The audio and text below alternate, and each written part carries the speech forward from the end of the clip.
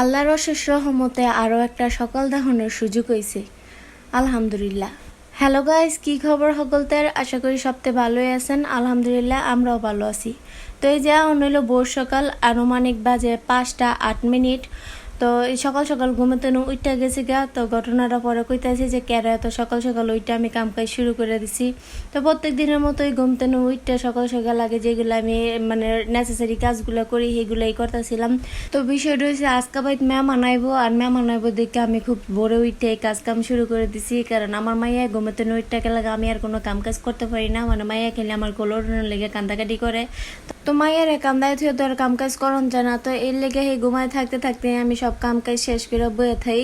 আর এদিকে মেহমান আইব দেখে আমি আগের দিন রাতেই কিছু কাজ গুছায় রাখছিলাম, যেমন এই মুরগিগুলা কাইটটা বাচ্চা দুয়াটে থুয়ে দিয়েছিলাম রোস্ট রান্ধনের লেগা।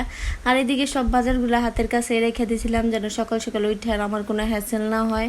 তো প্রতিদিন আমি খুব ভোরেই উঠে যায়, আবার একটুখানি ঘুমাই। তো আজকে আর ঘুমাইতাম না, আজকে সব দুপুরে রান্না বাড়ি আগে ভাগেই শেষ করে এলামও, যেন মেহমান ঘরে একটু সময় দেওয়া যায়। তো অন্য সময় হয় কি রান্নাবাড়ি করতে করতে মেহমান ঘরে আর একটু সময় দিতাম পারি না, মানে মেহমান গুলোকে বয়ে যাচ্ছে একটা কথা কমো, সেই সুযোগটা আর পাই না। তো এই লেগে আমি সব কাজটা সাইরা আগেই সাহায্য বেরা বয়ে থাউনের লেগে সকাল সকালে এই উদ্যোগটা লইছি। আর আল্লাহর রহমতে দেখবেন সকাল সকাল কাজ কাম করলে সারাদিন অনেক বেশি সময় পাওয়া যায়। তো যারা যারা আমার মতো খুব ভোরে ওঠেন হেরা অবশ্যই বিষয়টা উপলব্ধি করতে পারেন যে সকাল সকাল ঘুমতে উঠলে সারাদিন অনেক বেশি সময় পাওয়া যায়, আর কাজ কামও তাড়াতাড়ি আগায় ফেলা যায়। মানে কাজের ভিতরে যেমন আলাদা একটা রহমত বরকত আয়া পড়ে। আর যারা যারা আমার বেডার লাইন লেজি, মানে দুপুর 12টার সময় ঘুমতে ওইটা কোনটা সকাল কোনটা দুপুর সেটা বুঝতাম পারে না, হ্যাঁ গো সারাদিনে কামের ব্যবস্থা লেগে জায়গা। তো এই যে আপনাগুলোকে কথা কইতে কইতে অন্যদিকে আমি আলু কাইটটা সিদ্ধ বয়ে দিছি। তো আজকে সকালের খানা হইলো খুদের ভাতের লেগে আলুর ভর্তা, ডিম ভর্তা, শুটকির ভর্তা। তো শুটকির ভর্তাটা আমি গতকালকে রাতে বানায় বক্স করে ফ্রিজে রেখে দিয়েছিলাম, যাতে সকাল সকালে শুটকি ভর্তা না বানান লাগে। তো এদিকে আবার আমি দুপুরের জন্য কিছু রান্না আগায় রাখতেছিলাম, যে মাংসগুলো কষায় রাখবো যেন দুপুরে আরেকটা হালকা করে জাল দিলে মানে খাওয়ার উপযুক্ত হয়ে যায়। তো এক চুলাতে আমি গরু মাংস বয়ে দিছি, আর এক চুলাতে আমি রোস্টটা রাইন্দা লইতেছিলাম। তো সব কিছুই একটা করে মানে 10 মিনিটের করে জাল আমি বাকি রাখবো যেন জালটা দুপুরবেলা দেওয়া যায়, যাতে গরম গরম সবাই মিলে আর কি খাইতে পারে। তো গরুর মাংস রোস্টের ফেলা শেষ করে অক্ষণ আয় পড়ছি একটুখানি মাছের মাথা দিয়ে মুগ ডাল রান্তাম। তো এদিকে আবার মুগ ডালটা বয়ে দিয়ে অনুসুলার ভিতরে আমি আবার চিংড়ি মাছ গুনা করে লইতেছি। তো আপনারা আবার অনেকে কইতে পারেন যে আপা খাইবেন দুপুরে এত সকাল সকাল কেড়ে। তো আমি হইলো একলা হাতে রান্দাবাড়ি করি, তো এত রান্না আমি রান্তারতাম না। আর জানেন ওই যে আমার একটা ছোট্ট বাবু আছে, এই বাবুর পিছিয়ে সময় দিতে দিতে আমার রান্দাবাড়ির আর সময় থাকতো না। তো এর লেগে একটু নিয়ে আগেই রান্দা বেড়ে থুয়ে দিতেছি। তো চিন্তা করেন না মেহমান করে ঠান্ডা জিনিসটা খাওয়াইতাম না, মেহমানরা অনের আগে আবার একটুখানি করে জাল দিব, তো জাল দিলে আবার গরম গরম হয়ে যাবো গা।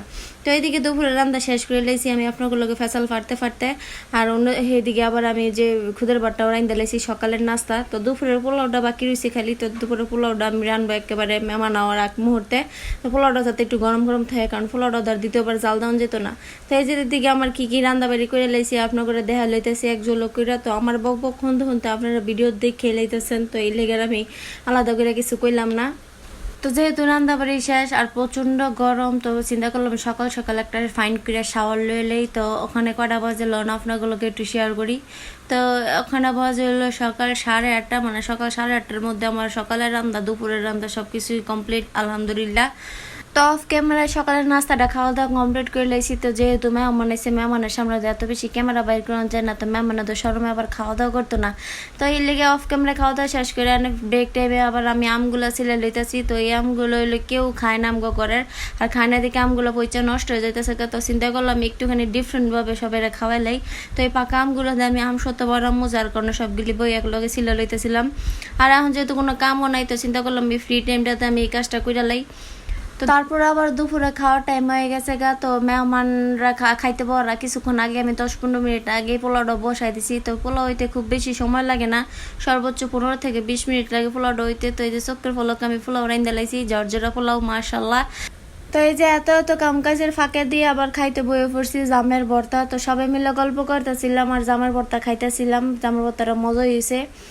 এই যে অফ ক্যামেরায় মেহমানদারি শেষ করলাম, মেহমানরা খাওয়া দাওয়া শেষ করার পরে ওখানে আমরা বই বসে খাইতাম। তো এই যে ছোটো মেয়ে খাইতেছে, লগে আছে জুবাইর মামাই আর হামজা মামাই, সব একখানো খাইতে বসছে। তো খাওয়ান সামনে থেকে আপনাগুলো আর একটু ফেসালও পারতাম না, তখন আমরা একটু খাওয়া দাওয়া করে লমু। তো সবাই ভালো থাকবেন, সুস্থ থাকবেন। আমগুলো ভালো লাগলে বেশি বেশি লাইক কমেন্ট শেয়ার করে দিবেন। আল্লাহ হাফেজ।